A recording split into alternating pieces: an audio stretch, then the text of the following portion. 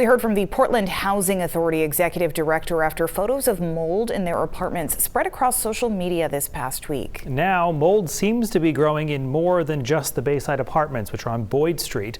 News on Main's Ann Baldridge spoke with residents today who say this is becoming a bigger issue for the agency.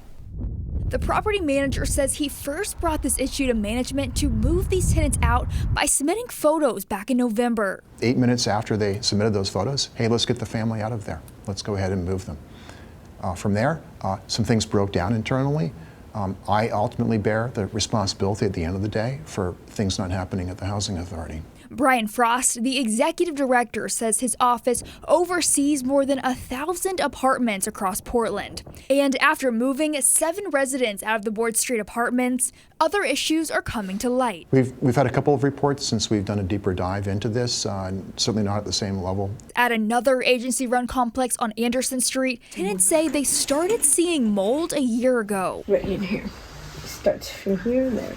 Yesterday, the public housing, the maintenance guy came yesterday and then told me they're gonna do some test. They're thinking they're gonna do it, but nobody does. With 2 daughters living in the apartment, this woman I spoke with says the mold is making her and her children sick.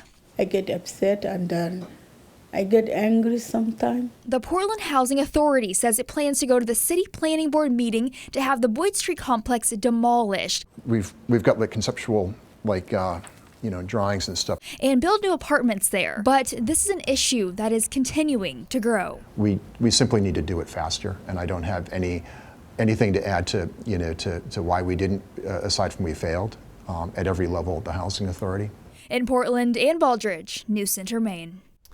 The Portland Housing Authority says at this point it has not received any notices of lawsuits or other legal actions against it. However, a tenant we spoke with told us he does plan to file a lawsuit over health problems he blames on the mold found inside his Boyd Street apartment.